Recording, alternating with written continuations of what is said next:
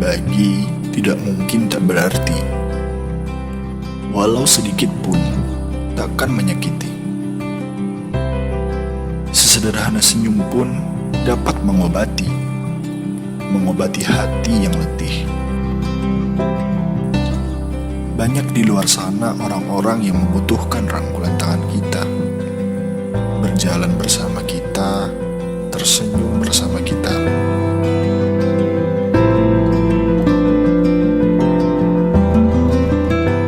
Kita doakan semoga sukses dan bisa lancar dari ilmu.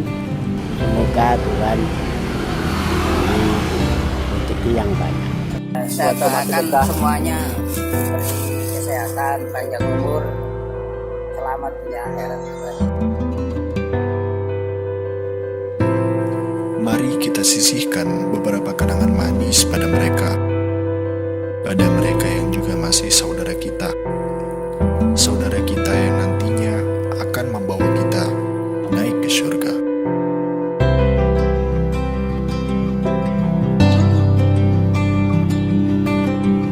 Hidup lebih berkah dengan sedekah bersama Rumah Sedekah Nahdlatul Ulama.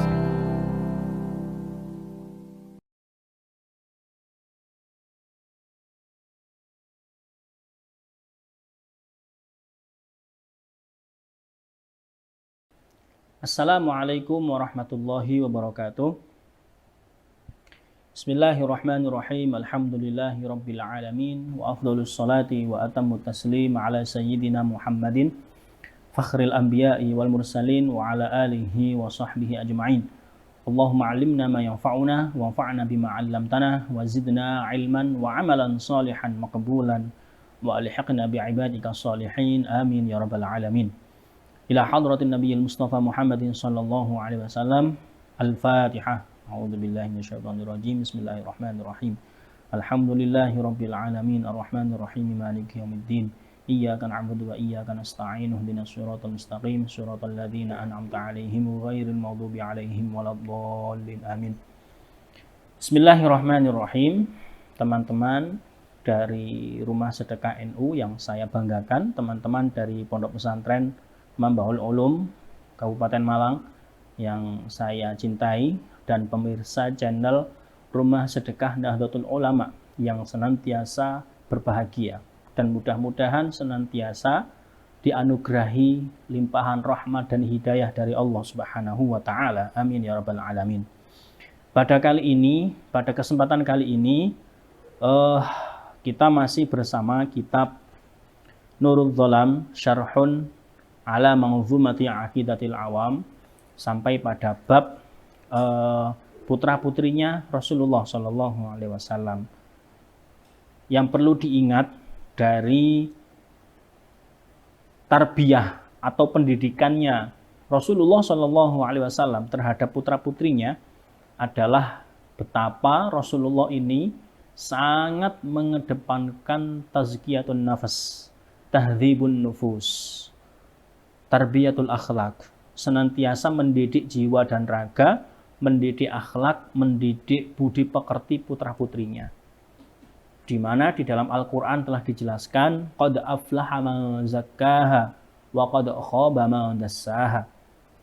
Qad aflaha man zakkaha, sungguh beruntung orang yang senantiasa membersihkan hatinya. Wa qad khaba man dassaha, sungguh rugi orang-orang yang mengotori hatinya. Berdasarkan ayat ini dan berdasarkan Rasulullah SAW juga senantiasa, kalau kita pelajari pada pertemuan sebelumnya, senantiasa mendidik akhlak dan budi pekerti putra-putrinya agar menjauhkan diri dari penyakit hati, sifat sombong, dengki, iri, dan lain sebagainya. Maka dalam momen bulan Rajab yang mulia ini, izinkan kami memberikan materi seputar tahalli, tahalli, dan tajalli. Materi kita kali ini adalah tahalli Rajab, tahalli Sya'ban, dan tajalli Ramadan. Tahalli Rajab, tahalli Sya'ban, dan tajalli Ramadan. Para ulama terdahulu ketika datang bulan Rajab, dan alhamdulillah kita masih diberikan kesempatan oleh Allah Ta'ala menikmati bulan Rajab hingga detik ini, kita masuk pertengahan bulan Rajab. Alhamdulillah, ya. Para ulama terdahulu kalau sudah tiba bulan Rajab dan kita masih di bulan Rajab, mudah-mudahan kita tidak kehilangan momen gitu ya di bulan Rajab ini.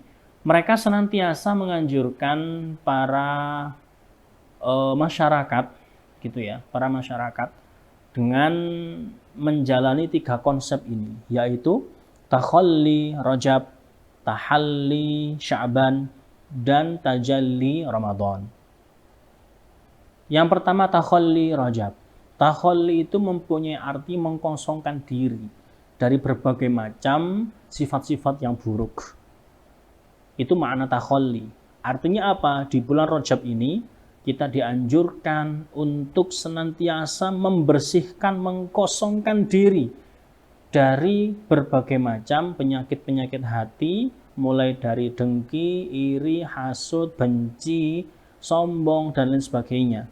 Kita berusaha memaafkan orang lain, dan kita juga berusaha senantiasa istiqomah minta maaf kalau kita punya salah. Itu Rajab, takhalli, pembenahan diri.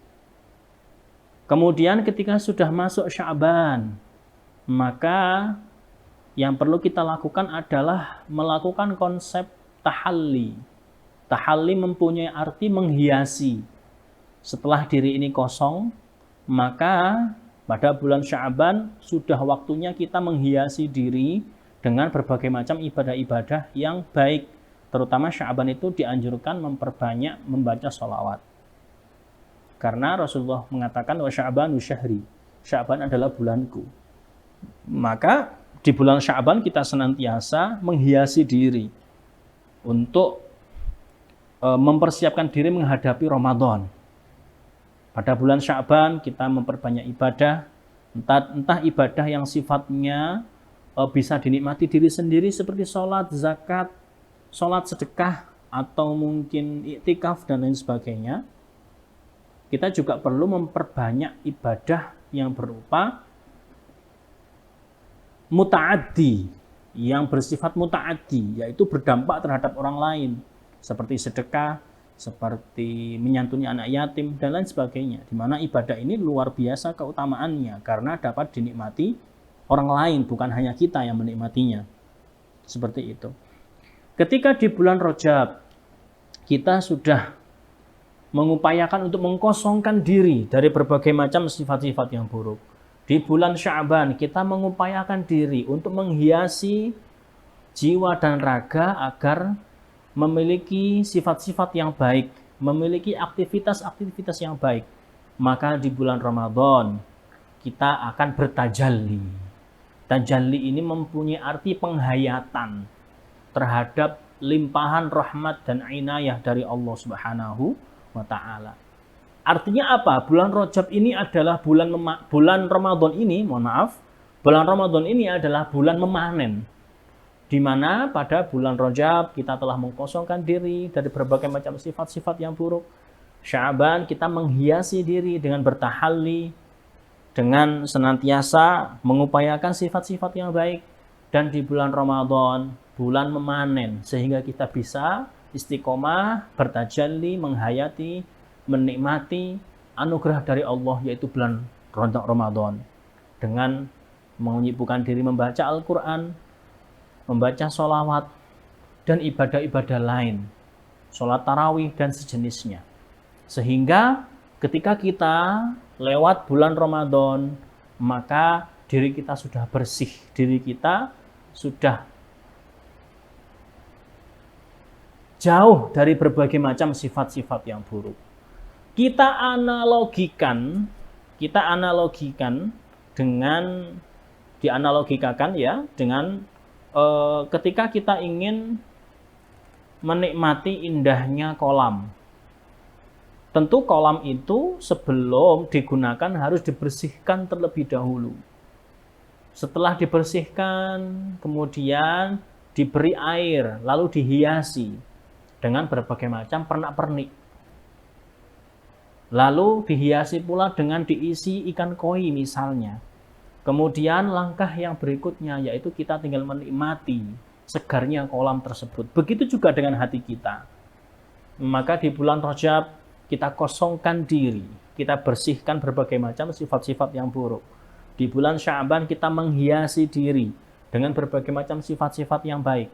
Dan di bulan Ramadan kita tinggal menikmati limpahan rahmat dan maghfirahnya Allah di bulan Ramadan ini. Dengan analogika wadah yang telah dibersihkan, dihiasi dan dinikmati tersebut. Bisa jadi kebanyakan orang atau mungkin saya sendiri melewati bulan Ramadan seakan-akan tidak ada perbedaan, tak ubahnya seperti tahun-tahun lalu. Lewat bulan Ramadan, ketika Ramadan maksiat stop. Kemudian setelah bulan Ramadan, bulan Syawal dan seterusnya maksiat jalan lagi. Akhirnya STMJ, sholat terus maksiat jalan. Naudzubillah. Bisa jadi seperti itu. Kenapa? Karena mungkin kita salah konsep. Tidak menggunakan konsep takholli, tahalli, dan tajalli. Takholli di bulan Rajab mengkosongkan diri dari berbagai macam sifat yang buruk. Di bulan Rajab, tahalli di bulan Sya'ban, menghiasi diri dengan berbagai macam sifat-sifat yang baik. Kemudian tajalli di bulan Ramadan. Tinggal penghayatan, menikmati limpahan rahmat dan maghfirahnya Allah di bulan Ramadan tersebut. Bisa jadi karena kita di bulan Rajab leha-leha, Sya'ban santai-santai, baru pada saat datang bulan Ramadan kita tergopoh-gopoh mempersiapkan bulan Ramadan. Baru mulai khataman Al-Quran, tidak disiapkan dari awal. Baru mulai membersihkan diri, baru mulai dan lain sebagainya. Akhirnya kita tergopoh-gopoh menghadapi bulan Ramadan, sehingga bisa jadi lewat bulan Ramadan, kemudian kita menikmati bulan-bulan yang lain, tidak ada bedanya dengan Ramadan-Ramadan sebelumnya. Na'udzubillah. Mudah-mudahan kita senantiasa diberikan taufik, inayah oleh Allah Subhanahu wa taala untuk memanfaatkan waktu dengan sebaik mungkin di bulan Rajab ini, di mana mengkosongkan diri dari berbagai macam sifat-sifat yang buruk ini adalah upaya agar kita bisa memanen di bulan Ramadan. Ketika kita berhasil di bulan Ramadan, maka indikasi utamanya adalah di bulan-bulan lain pun kita juga baik insya Allah. Allahumma sholli wa sallim ala sayyidina Muhammad. Mengapa kita penting untuk membersihkan diri atau mengkosongkan diri dari berbagai macam sifat-sifat yang buruk? Tentu dasar utamanya adalah ayat Al-Quran tadi. Qad aflaha man zakkaha wa qad khaba man dassaha wal akhiratu khairu wa abqa. Akhirat itu lebih baik dan lebih kekal. Orang yang membersihkan diri, membersihkan hatinya, berarti dia berupaya untuk memperbaiki hubungan dirinya dengan sesama, hubungan dirinya dengan Allah Subhanahu wa taala. Seperti itu. Mengapa penting? Agar kita dapat menikmati tajalli itu sendiri di bulan Ramadan dan di bulan-bulan yang lain tentunya. Ciri utama Ramadan seseorang berhasil adalah dia keistiqomahan dalam ibadah pada saat Ramadan dan tidak ada Ramadan itu sama. Mudah-mudahan Allah Subhanahu wa taala menganugerahkan kita istiqomah insyaallah. Fastaqim kama umirt, kata Allah Subhanahu wa taala. Allahumma shalli wa sallim ala sayyidina Muhammad. Saya sedikit ingin bercerita betapa ulama-ulama terdahulu, orang-orang yang soleh-soleh, para aslafun as-solihun terdahulu sangat memperhatikan pembersihan diri, sangat memperhatikan bersihnya hati.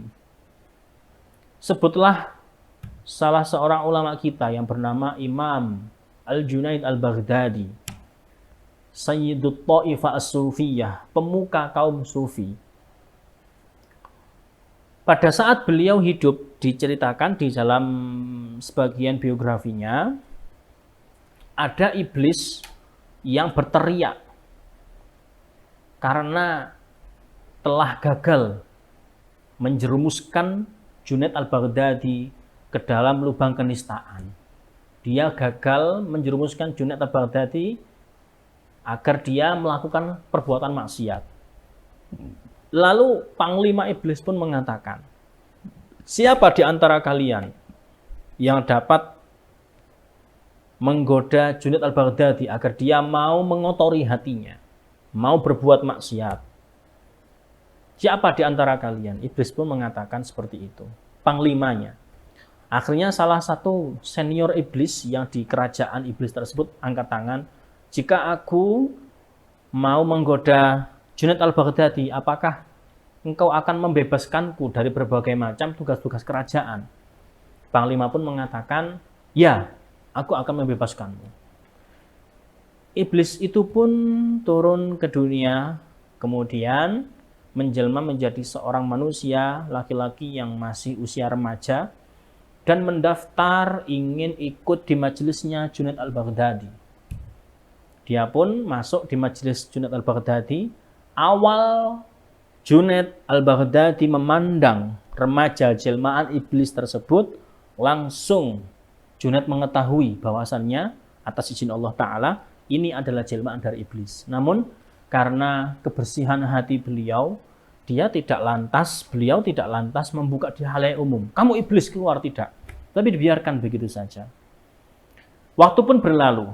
Si iblis jelmaan ini, remaja jelmaan iblis ini pun belajar di hadapan Junaid. 1 hari, 2 hari, 1 minggu, 1 bulan, dan seterusnya.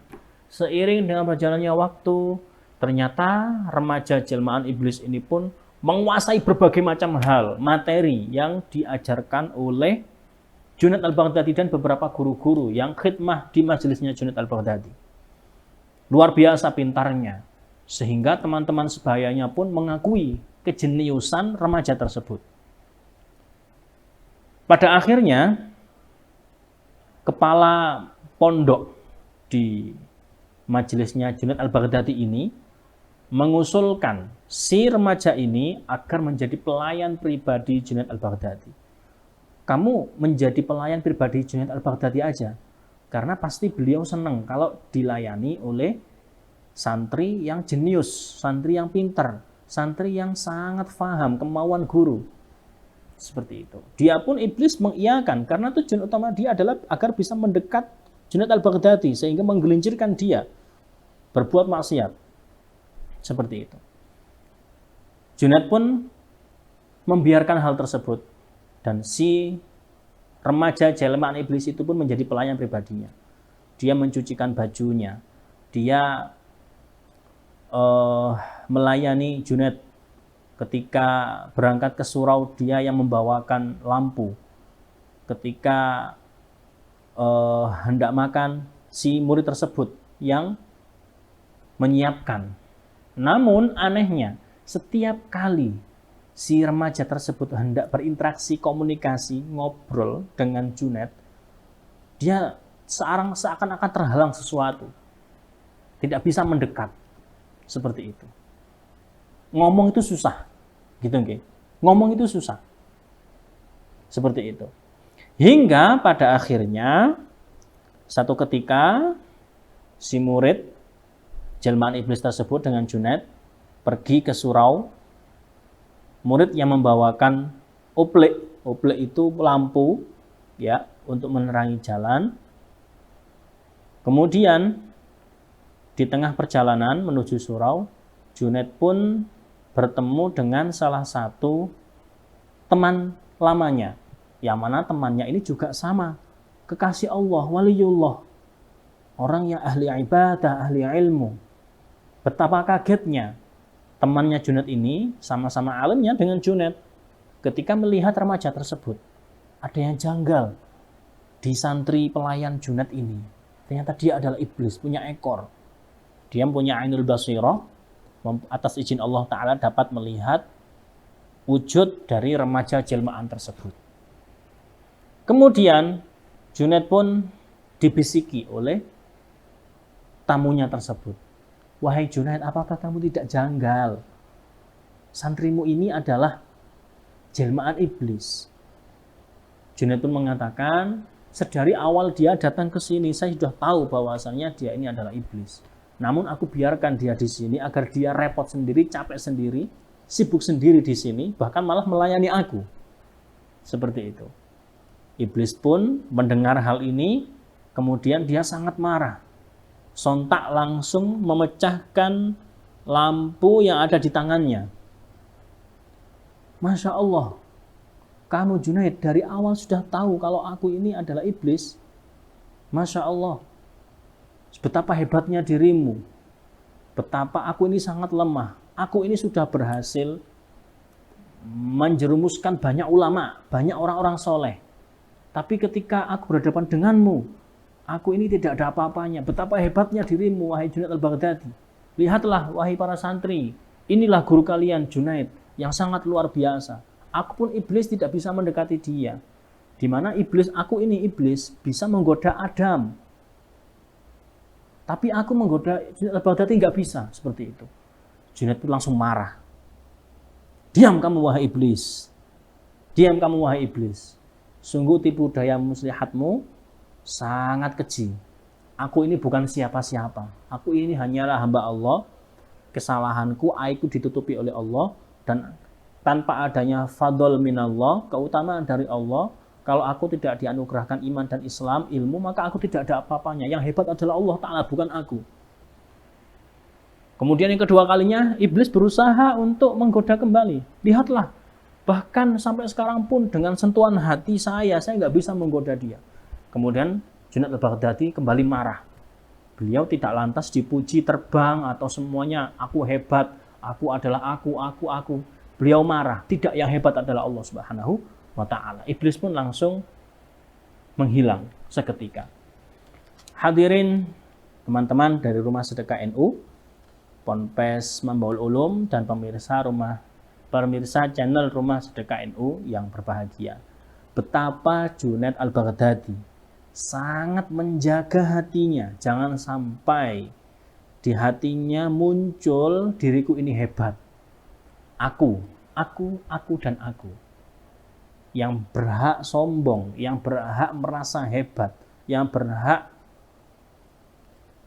mempunyai ridha al-kibr adalah Allah Subhanahu wa Ta'ala.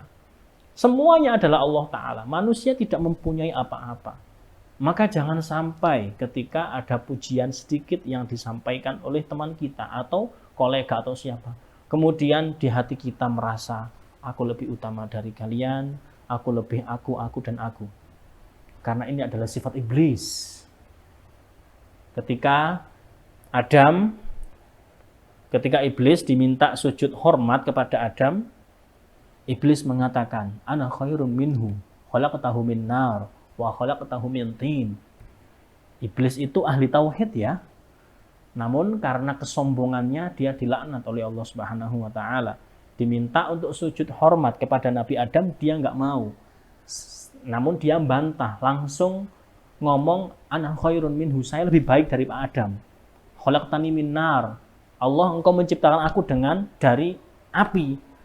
Wa khalaqtahu min tin, dan engkau menciptakan Adam itu dari tanah. Tanah kan biasanya diinjak-injak.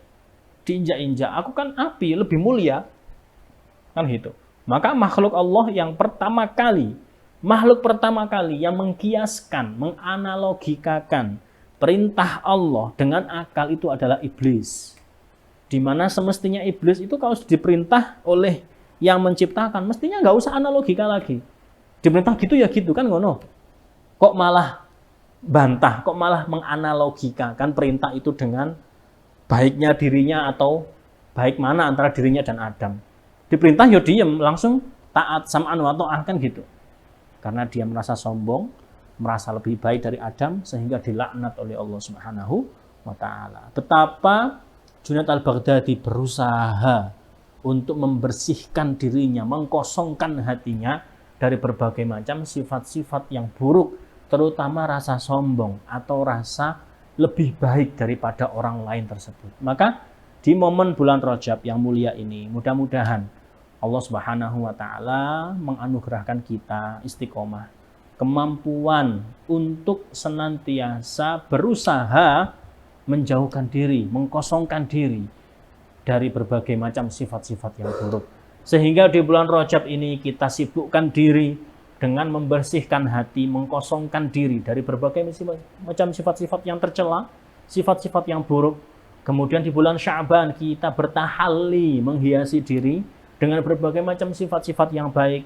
Dan di bulan Ramadan kita tinggal memanen, bertajalli, penghayatan atas limpahan rahmat dan inayah dari Allah Subhanahu wa taala, sehingga dari tahun ke tahun, Ramadan ke Ramadan yang lain kita semakin baik, tidak lantas sama dengan Ramadan sebelumnya. Jika kita melewati bulan Ramadan, kemudian sifat kita masih buruk, bisa jadi yang salah adalah kita sendiri, karena memang tidak mengkonsep dari awal, mempersiapkan diri dengan sebaik mungkin untuk menghadapi bulan Ramadan. Di bulan Rajab leha-leha, santai-santai, Sya'ban juga demikian, masih santai-santai, pas datang satu Ramadan baru bersemangat. Tentunya kalau kita mau naik motor harus dipanasi dulu sebelumnya. Pemanasannya juga harus jauh-jauh hari mestinya. Bulan Rajab bertakhalli, bulan Sya'ban bertahalli, dan bulan Rajab bertajalli. Aqulu qouli hadza fa astaghfirullah li wa lakum fa ya fauzal mustaghfirin istaghfirullah. Mudah-mudahan ada guna dan manfaatnya.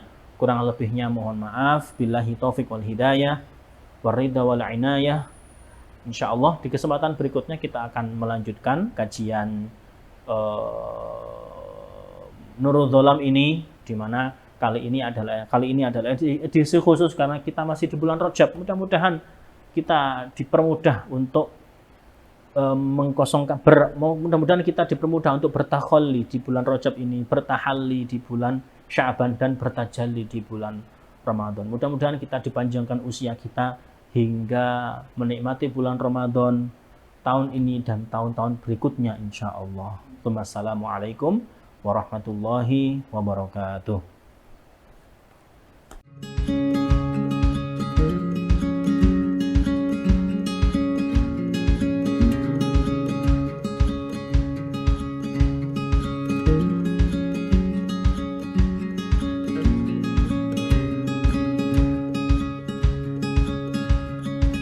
Assalamualaikum warahmatullahi wabarakatuh. Gimana nih kabarnya teman-teman atau sahabat Rumah Sedekah Nahdlatul Ulama yang ada di seluruh Nusantara? Oke, teman-teman semuanya, pada pagi hari ini kami dari tim Rumah Sedekah Nahdlatul Ulama Jawa Timur ingin menyalurkan bantuan kepada masyarakat yang membutuhkan, dan pada pagi hari ini kita akan menyalurkannya. Oke, maka dari itu ikuti kami, perjalanan kami bersama tim Rumah Sedekah. Mari kita ikuti semuanya. Let's go teman-teman.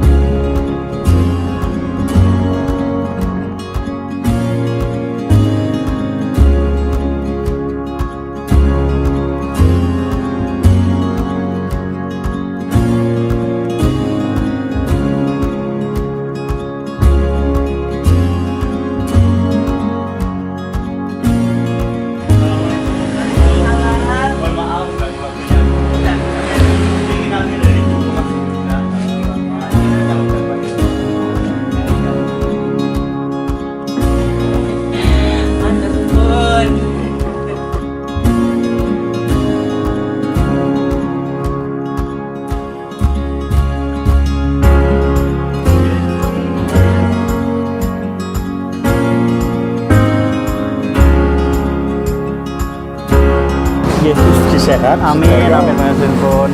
Atur nuwun. Nggih.